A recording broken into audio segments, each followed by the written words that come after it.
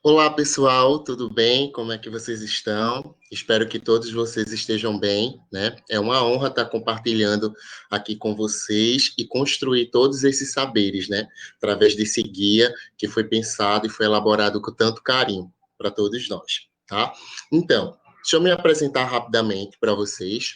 Eu sou Carlos Henrique, tá? Eu sou enfermeiro de formação, sou enfermeiro sanitarista, né? Atualmente estou na coordenação estadual do programa Consultório na Rua, tá? Lá da Superintendência da Atenção Primária, na Secretaria Estadual de Saúde, e recebi esse convite para construir esses saberes, né? Construir todo esse conhecimento dessa população que muitas vezes já foi tão esquecida, né, negligenciada, e a gente vem ressaltando, a gente vem fortalecendo essa população em todos esses espaços onde a gente tem essa oportunidade de dialogar e de construir saberes, tá? Então, vai ser uma honra dividir isso com vocês e vamos lá, né? Vamos construir. Então, antes de tudo, quando eu geralmente começo a apresentação, eu gosto muito de ressaltar que realmente estamos vivendo esse momento atípico, né? Que é uma questão, obviamente, de reflexão, né? Porque, acima de tudo, é uma população, como eu já falei anteriormente para vocês, que já foi esquecida durante muito tempo, né? Já foi marginalizada e tem vários conflitos, várias questões sociais que estão envolvidas nesse processo e ainda tem esses enfrentamentos com o Covid, né? Então, pensar que é uma população que já tem tanta vulnerabilidade e pensar que é uma população que tem mais vulnerabilidade quando a gente se trata desse assunto do que é pandemia. Tá? Então, é isso que a gente mais ou menos vai conversar, vamos dialogar, vamos construir nesse momento, tá? Então, eu começo, né, fazendo algumas reflexões. Primeiro, eu faço uma pergunta para vocês. Eu queria que vocês aí no seu íntimo, né, vocês refletissem um pouco sobre essas perguntas. Primeira pergunta, eu coloco para vocês o seguinte: o que é que vem em sua mente sobre população de rua? Ou morador de rua, como vocês preferem chamar. Então, será que passa na sua cabeça algum estigma, né, que a própria sociedade, né, colocou referente a toda essa desigualdade social? Será que a gente consegue idealizar várias questões referente ao que população de rua e o que é morador de rua? O que é que você consegue refletir do que seria essa população? A outra questão que eu acho que vale a pena a gente salientar, a gente frisar, o que é rua para você, né? Então, muitas vezes essas reflexões elas levam a muitas indagações ou até respostas que a gente mesmo não tem nem noção do que a gente poderia responder. Então, você poderia perguntar até mesmo para a pessoa que está em situação de rua, o que seria rua para ela e o que seria rua para você, né? Então, cabe a gente fazer essa reflexão também, porque o que é a rua para mim, que eu sou trabalhador, que eu sou estudante, que eu sou sei lá, alguém que trabalha com algo que eu preciso estar na rua definitivamente, mas o que seria, né, a rua para essas pessoas que se encontram em situação de rua? Acho que cabe a gente também fazer uma reflexão bem importante em relação a isso. E o que é estar na rua, né? Eu costumo já iniciar também, né, já um pouco respondendo essa pergunta para vocês, que o fato de estar na rua pode ser uma opção, tá? Então, vale a pena salientar que o fato de estar na rua pode ser uma opção. Quem num caso se utiliza muito essa terminologia, né, de escolher viver na rua. Então, vale a pena a gente salientar essas questões e essas indagações, que o fato de estar na rua não necessariamente vai estar voltado à questão de desigualdade social, econômica e assim sucessivamente. Então, vai estar relacionado também por uma opção, tá? E aí, por que tem pessoas que moram na rua? Por que tem pessoas que vivem na rua, na sua opinião? Então, a gente pode colocar várias questões aí, né? A gente poderia colocar vários motivos, vários fatores sociais que estão relacionados ou que podem estar relacionadas a essas questões. Eu acho que vale a pena a gente fazer uma reflexão bastante crítica, né? E a gente entender, né, que todas essas perguntas, elas vão levar a uma resposta que, teoricamente, muitas vezes a gente não sabe responder de imediato, ou passa muitas questões na nossa cabeça que a gente consegue até mesmo dialogar com nós mesmos do que seria essa construção do que é rua, do que é morador de rua, do que é população em situação de rua, o que é estar na rua, se o estar na rua é uma opção, se estar na rua é uma necessidade. Então, vale a pena a gente salientar e dialogar um pouco sobre essas questões. Com toda essa reflexão que eu trouxe para vocês, né, tem um conceito do próprio Ministério da Saúde, né, que fala sobre a população em situação de rua. Eu acho que vale a pena a gente conversar um pouco sobre ela. E aí eu coloco assim: um grupo populacional heterogêneo, tá? E o próprio Ministério, desculpa falar isso. Então, um grupo populacional heterogêneo que possui em comum a pobreza extrema, né? Os vínculos familiares interrompidos ou fragilizados e a inexistência de moradia convencional regular e que utiliza, né, longradouros públicos, né?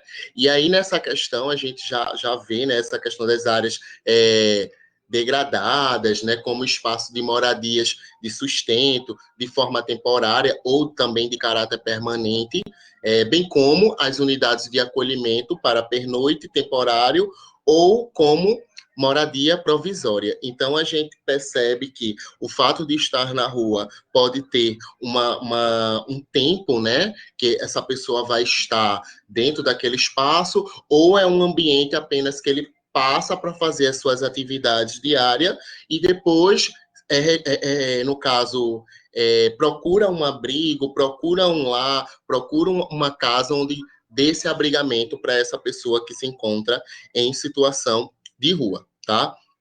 Então, tem toda uma questão social, como podemos perceber, né? Seja por moradia ou para o seu próprio sustento.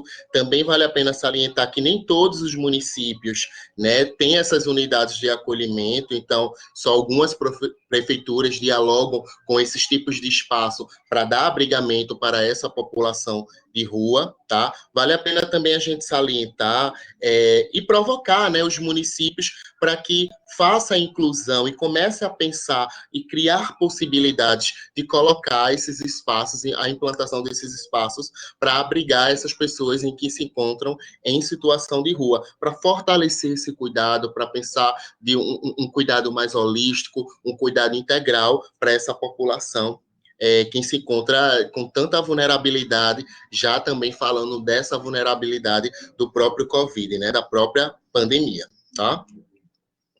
Então,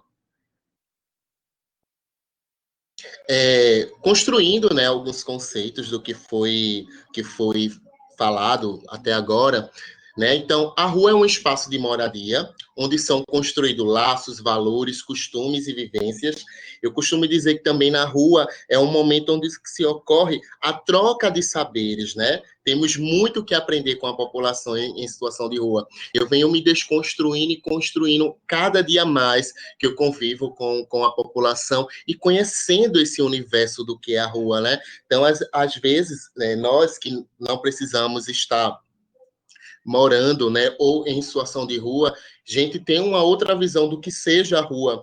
Então, essas pessoas, elas têm muita experiência para passar do que seria esse encontro, dessa questão de vulnerabilidade, dessa questão social, dessa questão afetiva, dessa questão cultural, ou seja, todas essas singularidades estão voltadas a todas essas questões, tá?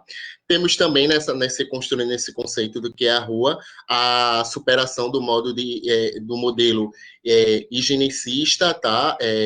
E aí, obviamente, quando eu falo desse modelo higienista, eu estou falando para vocês que o recolhimento dessas pessoas para limpar o visual do que seria bonito para essas pessoas, tá? Então, eu não preciso citar, mas na maioria das vezes, quando há grandes eventos onde a gente precisa fazer aquela limpeza na rua, essas pessoas, elas são muitas vezes tiradas desses locais apenas por uma questão estética, e a gente muitas vezes não reconhece que essas pessoas, elas têm direitos, né? Então, elas têm direitos de estar ali. Então, esse modelo foi construído durante muito tempo, infelizmente. Esse modelo que a gente higienista, né, que você pega, faz aquela limpeza visual, né, exclui a população, e que muitas vezes a gente esquece que são pessoas que têm singularidades, então têm suas importâncias,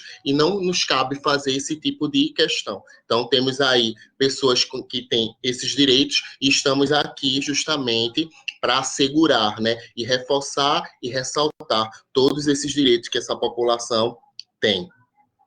Também vale a pena a gente salientar que é necessário, né, a separação da natureza, né, da culpabilização das pessoas que estão em situação de rua, devendo compreender que essa situação de rua é determinada pelas desigualdades sociais, como a gente já veio construindo até agora, tá? Pela própria sociedade capitalista. Então, vale a pena também a gente salientar que é importante, né, que as próprias questões elas sejam vistas de formas peculiares, de formas minuciosas, justamente para a gente consiga dialogar e consiga entender, né, o que é essa desigualdade social e o que é que a gente pode fazer para combater essa desigualdade social, não só para essa população, mas para a população de um modo geral, né, para a população que se encontra em toda essa vulnerabilidade social, e o que é que a gente pode fazer, obviamente, para assegurar todas essas questões. Fazendo uma análise, né, da situação de saúde, de tudo que a gente vem fazendo, vem operacionalizando, né?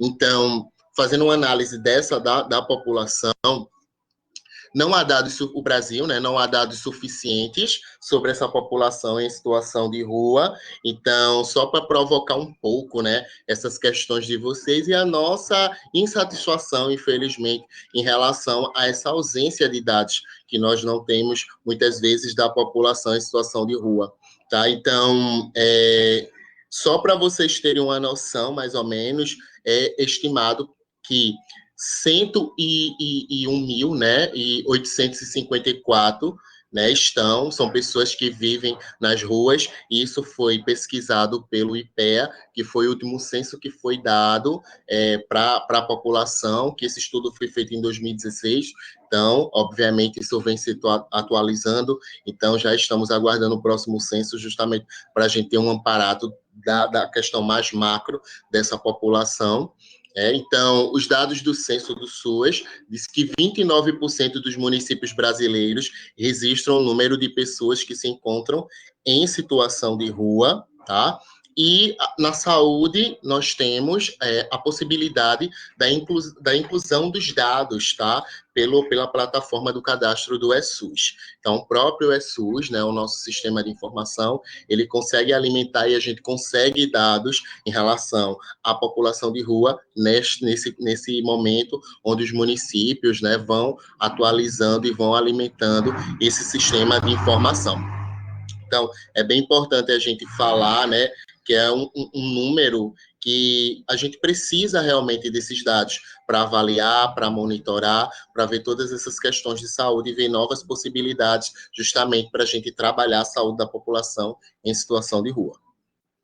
Então, trazendo um pouco, né, do perfil e obviamente, claramente, como vocês estão vendo, dessa desigualdade social, fica bem claro, né, nessas informações que eu trago para você, que é muito evidente essas questões. O predomínio, né, das pessoas que estão em situação de ruas são de homens, e aí nós temos 82%, negros com 67%, né, 70% exerce alguma atividade remunerada, E os motivos que levam essa população a se encontrar, né, em situação de rua é o desemprego, com 29,8%, os conflitos familiares, com 29,1%, e o alcoolismo, né, a gente coloca o álcool e outras drogas, 35,5%.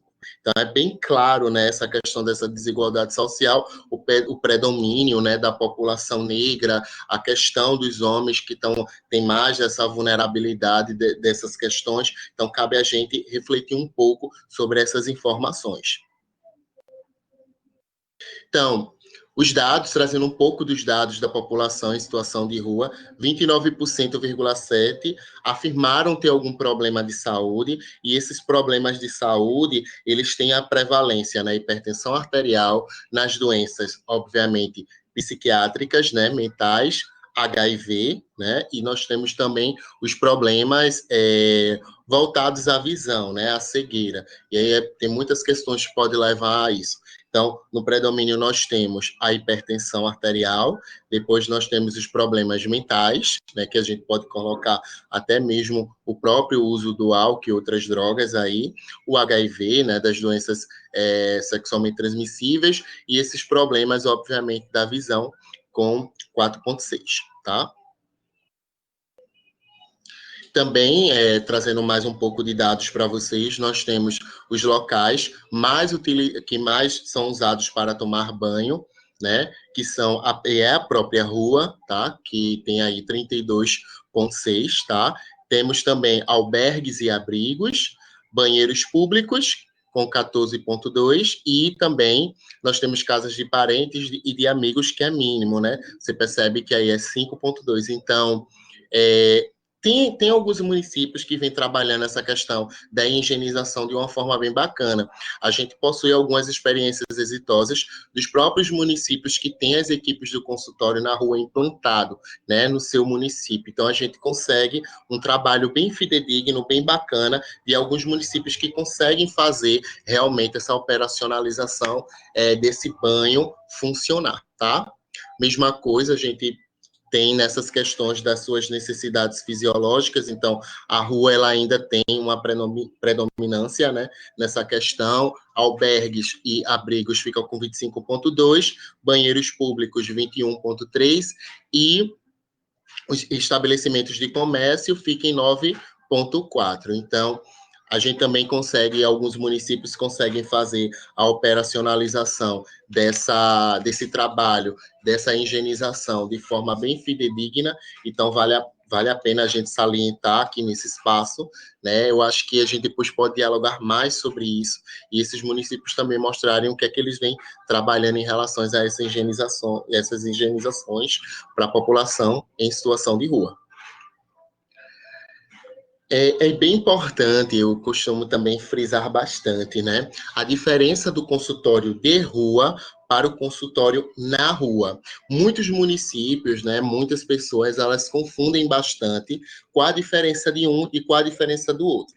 Dentro do organograma do Ministério da Saúde, as equipes de consultório de rua, elas pertencem à gerência da saúde mental, tá? E aí é com foco no atendimento de álcool e outras drogas. Dentro também desse critério do organograma, né, obviamente do Ministério da Saúde, o consultório na rua, ele pertence à atenção primária, tá? Então, pertence à atenção primária à saúde com a proposta do cuidado integral, ou seja, do cuidado da promoção, da prevenção, da recuperação, do diagnóstico precoce. Então, baseado, né, até porque o consultório na rua está baseado a PENAB, a Política, né, Nacional da Atenção Básica. Então, a própria PENAB, ela reafirma a importância dessas equipes. Então, vale a pena a gente salientar a diferença de um e da outra. Então, consultório de rua fica dentro dos processos da saúde mental, dentro da gerência, né, da governabilidade da saúde mental, e o consultório na rua está para atenção primária, no qual eu também estou nessa coordenação estadual, enquanto coordenação do consultório na rua, certo? Então, é bem importante a gente dividir um pouco essas questões. É bem importante também, né, que a própria PNAB, a Política Nacional da Atenção Básica, ela reafirma, né, o compromisso das equipes do consultório na rua e fala aqui, aí, ó, todos os profissionais do SUS, especialmente a atenção básica, são responsáveis pela saúde da população, né, que apresentam vulnerabilidades sociais específicas, e tem aí, ó, por consequência de necessidade de saúde específica, assim como também a atenção a qualquer pessoa, né? Isso é, a atenção básica possui responsabilidades diretas sobre as ações de saúde em determinados territórios, né? Considerando, obviamente, todas as singularidades, tá? E que possibilitem, né, intervenções, né, de forma oportuna da situação, de situações específicas, tá? Não só para essa população, mas como um todo, com o objetivo de ampliar o acesso à RAIS, a nossa rede de atenção à saúde, e ofertar a atenção integral. Até porque o próprio Ministério, né, a própria PNAB, ela reafirma que o cuidado para a população em situação de rua está linkado na linha do cuidado da RAIS, né? Então, a população em situação de rua, ela se encontra dentro desse processo justamente para a gente trabalhar todos os fatores de morbimortalidade, todas as ações de saúde, seja de vigilância, seja média, seja alta complexidade. Então, a população em situação de rua está ligeiramente integrada a todos esses serviços de saúde que são oferecidos. Então, a portaria, né, a 122, né, de 25 de janeiro de 2012, ela reafirma, né, ela define as diretrizes de organização para o funcionamento dos consultórios na rua, visando o fortalecimento das ações de promoção à saúde da população de rua, né? O consultório na rua também ele entra como um dispositivo da atenção primária à saúde, como já foi falado, permitindo a responsabilidade da promoção e da equidade dentro do SUS, tá? Ofertando de maneira, né, ofertar de um modo geral, né, de forma oportuna a atenção integral à saúde da população, né, desse grupo populacional, e que se encontra em condições de vulnerabilidades com os vínculos familiares interrompidos ou fragilizados. Então, até mesmo pela atenção primária, ela ser ordenadora do cuidado, ordenadora da rede, a gente tem todo esse cuidado holístico no processo de acolhimento, no processo da escuta qualificada, para a gente saber, obviamente, o que a gente pode fazer, né, e de intervir alguns problemas de saúde, obviamente, vinculado diretamente com essas equipes do consultório na rua. Então, há essa integração, tá? Então, na linha do cuidado, né? Então, os consultórios na rua, ele está ligados a toda a rede de atenção à saúde e esta população vem fazendo parte dessa rede na óptica da universalidade, né? Da universalidade da questão do acesso à saúde, da equidade, da gente tratar essas pessoas, pensar com um olhar mais amplo, ampliado, com um olhar holístico das questões que essa população ela pode vir a ter e, obviamente, a integralidade do cuidado, né? Então, pensar nesse indivíduo como um todo, justamente para que a gente consiga, né, holisticamente trabalhar todos os componentes que nós desejamos para essa população.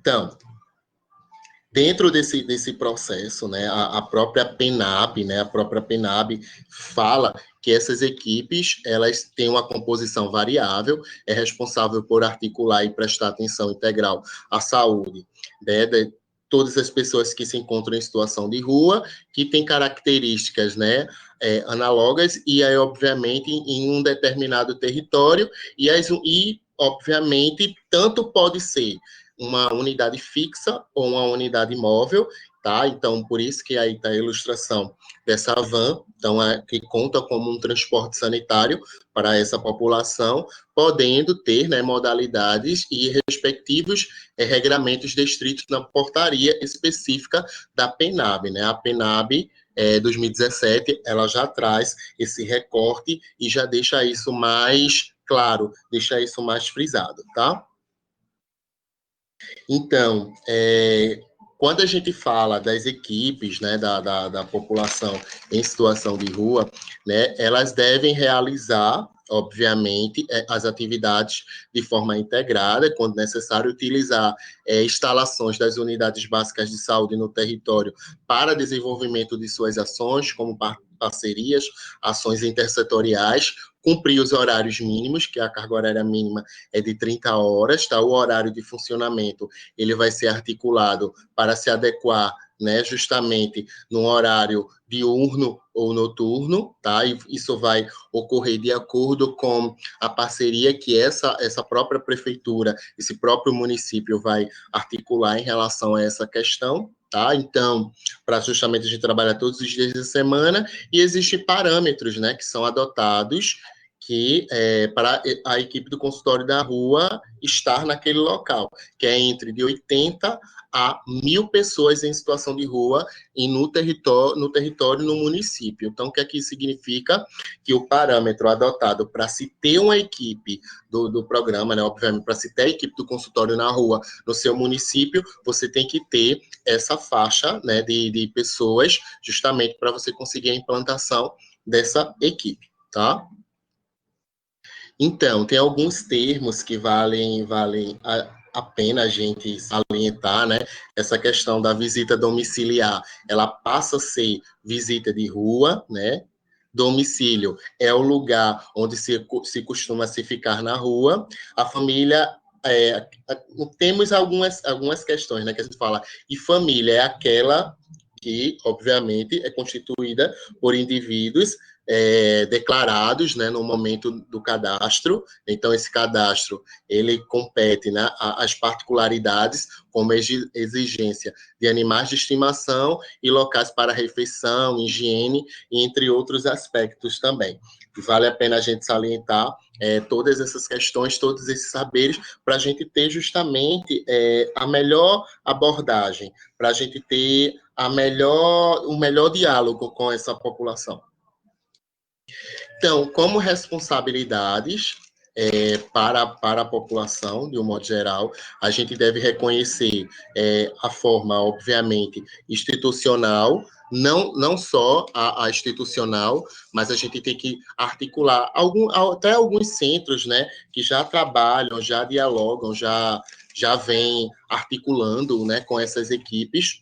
Então, a gente tem que reconhecer a rede institucional e não institucional da saúde, assistente social, ONGs, educação, que possibilitem uma construção de cidadania, para a gente até mesmo fazer as ações intersetoriais, para a gente sintonizar melhor o diálogo, as ações de promoção e prevenção para essa população, justamente para que a gente consiga, né, ter um plano de cuidado para, digamos, organizar todos esses enfrentamentos que essa população ela vem passando.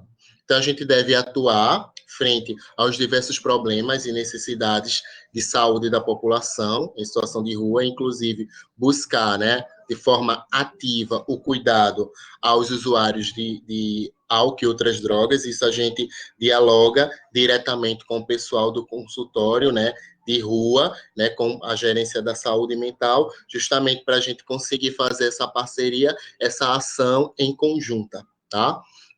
A descrever os usuários e desenvolver as relações de vínculos de responsabilização entre as equipes e a população para melhor diálogo, para melhor conversa, entender aquela realidade, entender as suas singularidades para a gente conseguir operacionalizar melhor esse cuidado, digamos, essa assistência que é prestada para essa população. Então, conforme a portaria 1029, de 20 de maio de 2014, as categorias profissionais que podem compor as equipes do consultório de rua, então, são enfermeiros, psicólogos, assistentes sociais, terapeutas ocupacionais. Temos também, muito importante, tá? A gente jamais poderia deixar de citar os agentes sociais, tá? Os técnicos ou auxiliares de enfermagem, técnicos de saúde bucal, cirurgião dentista, né, profissional que pode ser também professor ou educador, né, de educação física, profissional de educação física, né, ou com formação em artes, ou até mesmo na educação, tá? Então, o estado de Pernambuco, ele possui 6 equipes habilitadas, tá? Então, como vocês podem ver aí, né, nós temos 6 equipes implantadas. Nós temos Olinda, Petrolina, Recife, Camaragibe, Paulista e Abreu e Lima. Então, vocês percebem as datas de início que essas equipes iniciaram: Olinda 2013, Petrolina 2015, Recife 2014, Camaragibe 2019, Paulista 2019 e Abreu e Lima recentemente, né, agora em 2020. Nós temos as equipes, é o número de equipes, nós temos Recife, ela é a única que tem duas, porque ela possui a equipe de rua e na rua, tá? Então, por isso que vocês estão vendo o número 2. Então, temos dois tipos de modalidades, modalidade 1 e modalidade 2, e temos todas essas composições profissionais dentro dessas equipes que estão atuando, operacionalizando e já fazendo um trabalho brilhantemente. Eu costumo dizer que o consultório na rua, né, ele funciona, né, obviamente falando um pouco de Pernambuco para vocês, porque nós temos essas pessoas que estão extremamente comprometidas, trabalhando diariamente, trazendo um monte de experiência, uma vasta experiência para todos nós, ensinando cada vez mais a gente trabalhar e trabalhar essas medidas sanitárias com essa população. Então, todas essas 6 equipes, elas vêm trabalhando duramente, justamente para que dê a assistência necessária para essa população e essa população ela consiga ser assistida. Então, né, então falando um pouco dessa questão do guia, então teve algumas ações, né, na atenção à saúde da população em situação de rua, para obviamente em tempos de pandemia, em momentos de pandemia para a Covid, então foram elencadas algumas questões que vale a pena a gente salientar, que foi garantir o acesso, tá, aos serviços de saúde baseado nos princípios da universalidade e da equidade, então ampliar esse cuidado para toda essa população, orientar as medidas de segurança durante o acolhimento e assistência à saúde prestada para a população em situação de rua, com a finalidade, né, da prestação dupla dos profissionais e dos usuários, justamente para fazer esse diálogo, para fazer essa interlocução, assegurar a educação em saúde de forma efetiva, utilizando, obviamente, a linguagem acessível, buscando eliminar as possíveis barreiras linguísticas, aquelas linguagens de difícil acesso e compreensão para a população, obviamente, respeitando as questões culturais ou qualquer outra dificuldade de comunicação também, tá? Então, compreendendo as informações, obviamente, assegurando a compreensão das informações sobre o Covid. Notificar todos os casos suspeitos de Covid para a população que se encontra em situação de rua e, obviamente, articular isso diretamente, né, e passar essas informações para as vigilâncias municipais de saúde. Então, todas as vigilâncias municipais já estão cientes e as que já vêm trabalhando com a população em situação de rua, no caso que já vem, as equipes que já vêm trabalhando com essa população já tem uma certa sintonia, uma certa articulação. Acho que não tem também, a própria vigilância já está ciente desse processo, tá? Fornecer os equipamentos de proteção individual para os profissionais e para a população em situação, tá? De rua. Orientar as pessoas em situação de rua para não compartilhar os seus utensílios, né? Então, garrafas, talheres, vasilhames, copos, entre outras questões, até mesmo próprios cigarros ou itens que estejam relacionados no compartilhamento de álcool e outras drogas, tá? Então, manter nos equipamentos os locais de circulação dessas pessoas informativos, né? E aí, obviamente, inagestivos nessas questões mais visíveis, né? Para a gente mesmo conseguir proceder o processo da higienização das mãos, né? E desses insumos que são necessários para a gente fazer determinados procedimentos, até mesmo eles terem essa noção sanitária da contaminação, né, de como é que isso pode acontecer e deixar essa população mais ciente desse processo. Se não houver, né, abrigos nos municípios, né, então realizar, orientações quanto à prevenção do Covid, garantindo um espaço de isolamento para todas as pessoas que estejam com um caso suspeito. Então, vale a pena também a gente reforçar essas questões, justamente para que esses abrigos, eles tenham, digamos, noções sanitárias para agrupar, para abrigar, desculpa, eu acho que a palavra é essa, abrigar essas pessoas, né? Colocar justamente essas pessoas e pensar nessas questões, nesses cuidados sanitários que a gente deve ter, justamente para que não ocorra nenhum tipo de contaminação, tá? Ou infecção. É fundamental uma articulação conjunta entre a Secretaria Municipal de Saúde e a Secretaria também de Assistência Social, tá? Então, as entidades de apoio à população em situação de rua, né, que tracem estratégias voltadas para a prevenção do Covid, tá? Neste momento, para garantir suporte de alimentação, higiene e abrigo para essas populações. Então, Pernambuco, ela vem já dialogando, vale a pena a gente salientar, né, muitos espaços que já vêm dialogando e vêm trabalhando essa questão do Covid. A gente pode colocar o próprio Centro da Juventude, né, os consultórios na rua que vem trabalhando também, alguns espaços que vêm dialogando também na construção da melhoria da qualidade de vida da população, no próprio Comitê de Equidade da Secretaria Estadual de Saúde, que vem já operacionalizando e vem trabalhando isso de uma forma também bem bacana.